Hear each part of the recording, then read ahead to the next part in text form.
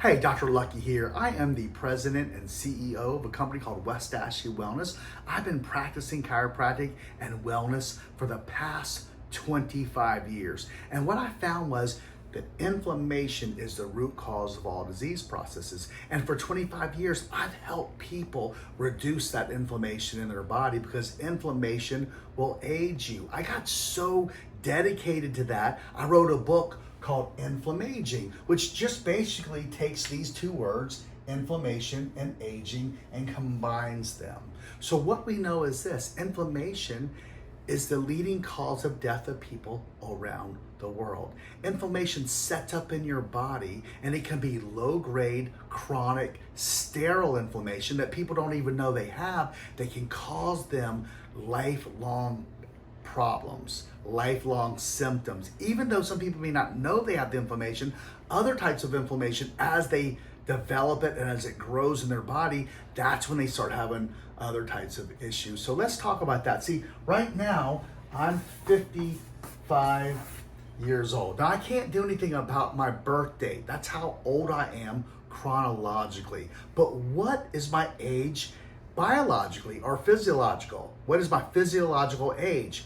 Could I be younger, or could I be older than my chronological age of 55? And the answer is yes. And what is that answer based on? It's based on the inflammation in your body.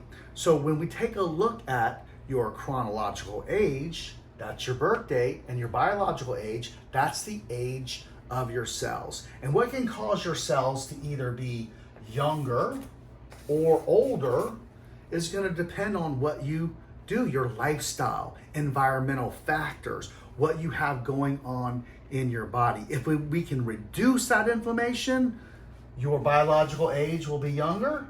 But if you increase that inflammation, your biological age will be older. So you may be 55, but you may look or feel 75, or you could be 55 and look and feel 45, 38, whatever the case may be. So one of the things that will cause you to age, we call it actually ages. These are advanced glycation end products in your body.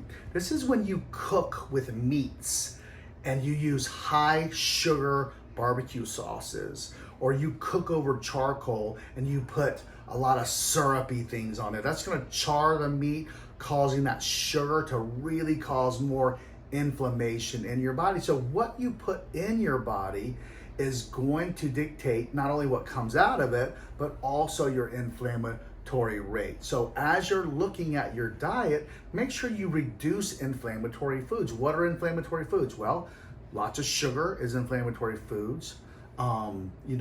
Aspartame, NutraSweet, artificial sweeteners that they tout as healthy is really unhealthy for you. Plenty of studies lately showing that those types of products actually kill your neurons in your brain as well, thereby causing more inflammation, thereby causing more problems for you. So just remember, when you're cooking, try to cook on low flame, slow and low, or don't cook you can eat more salads, of course, eat more low inflammation type foods. Hummus is a good substitute. Different types of vegetables, root vegetables, are a great substitute. You can eat meat, but cook the meat low and slow without all the sugary barbecue sauces, so you don't develop those advanced glycation end products, because what those do is they cause more inflammation. The more inflammation you have, the more free radicals you have. The more free radicals you have, the more oxidative stress you have. The more oxidative stress you have, the more your likely chance to develop a health issue. Oxidative stress is linked to about 300 different disease processes out there. So what are free radicals? Free radicals are basically things floating around your body that are unstable, and they're looking to be stable. I equate it to, if you've ever been to a party and seen the drunk person, whether it be a drunk girl or a drunk guy, and they're kind of bouncing around looking for somebody to be stable with or somebody to grab a hold of them, that's what a free radical is. It's an unpaired electron that's unstable, bouncing around the body, causing inflammation, causing problems. You need an antioxidant to bind with that free radical in order to get rid of it. And there's only one that's the best one in the body for you, and that is astaxanthin. And the reason why I say that is because astaxanthin, it's hard to say, easy to swallow.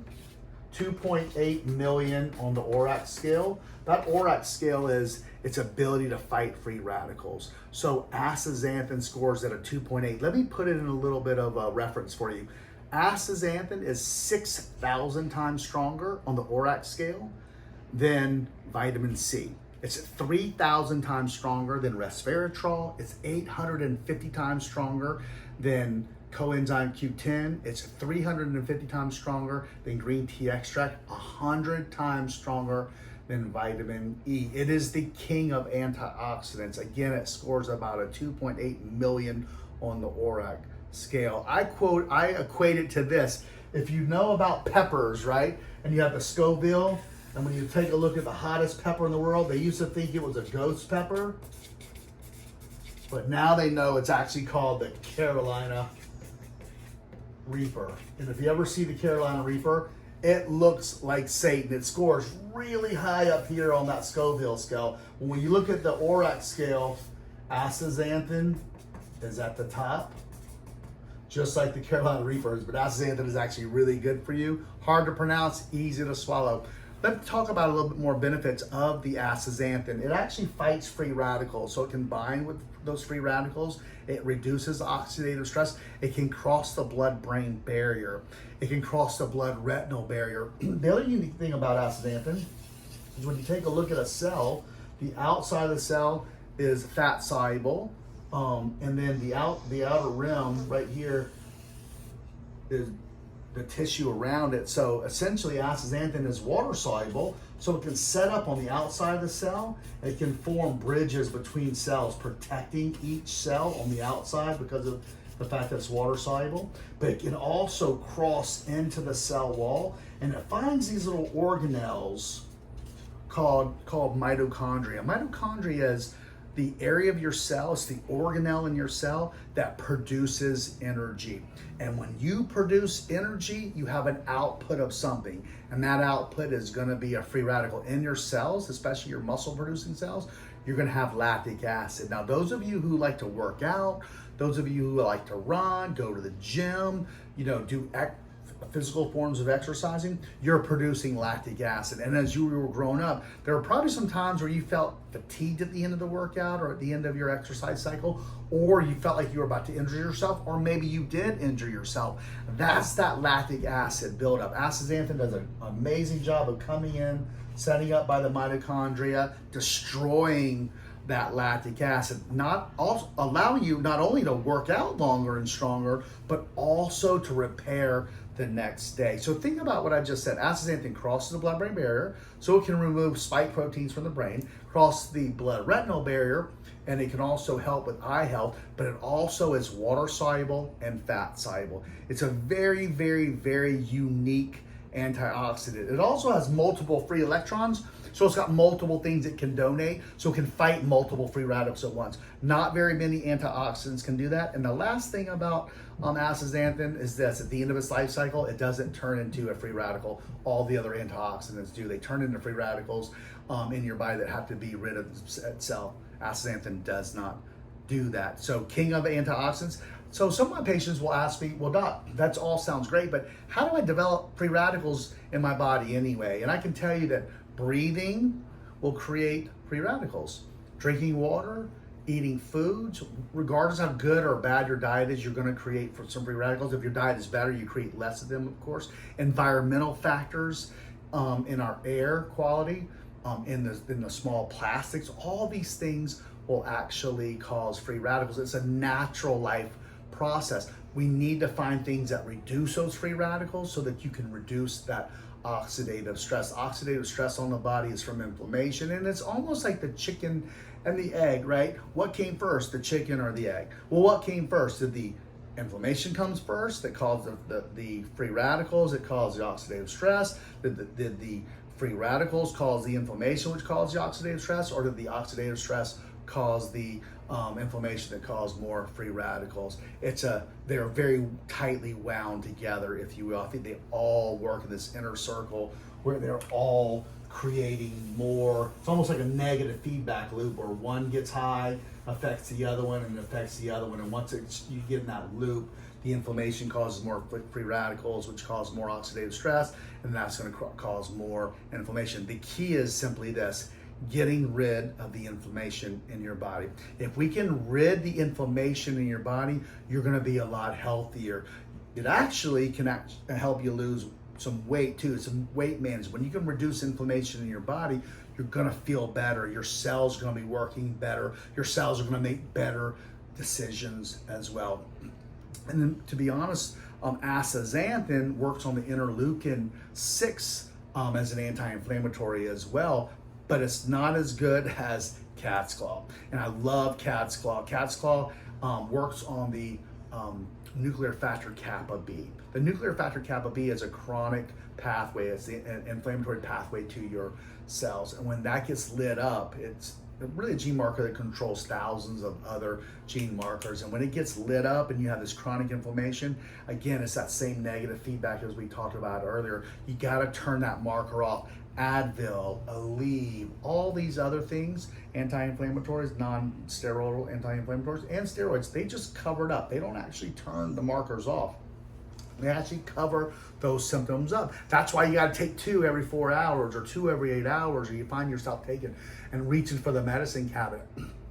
All it does is cover it up. What you need to do is find a product like Cat's Claw.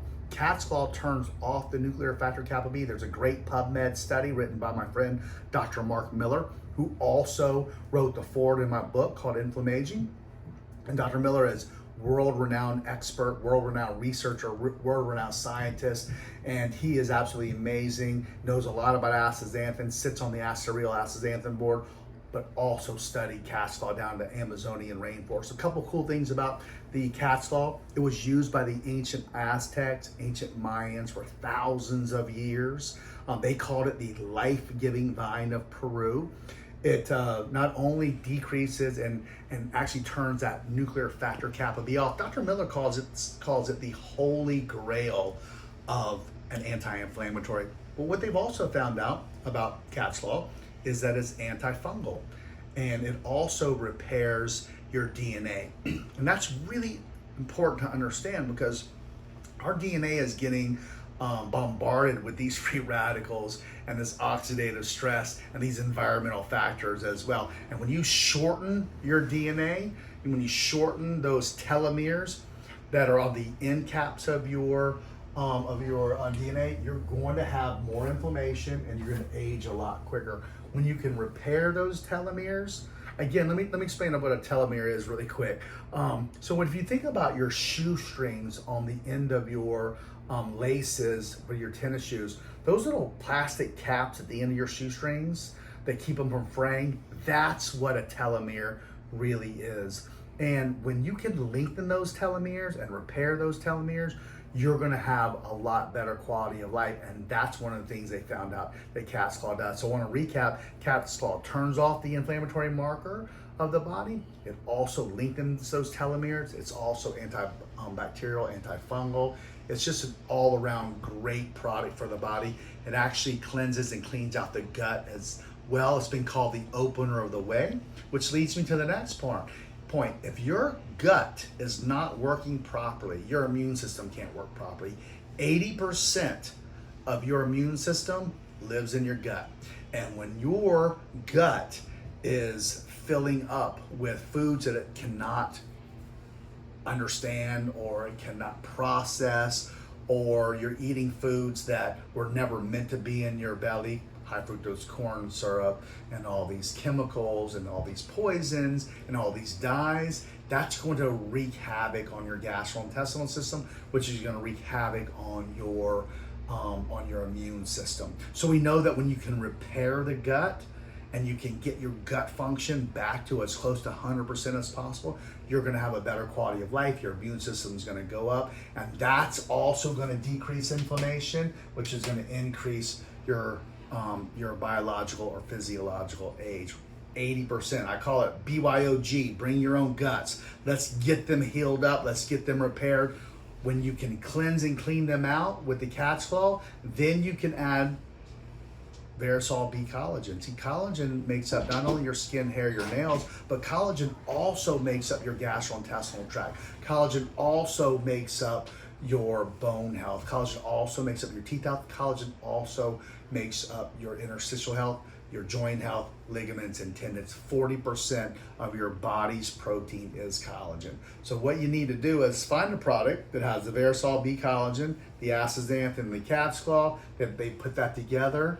And when you find that and you take it every day, cumulative, each one makes the other one stronger. Synergistically, they work together, and you'll have a home run, and you'll be a healthier person because you'll decrease that inflammation.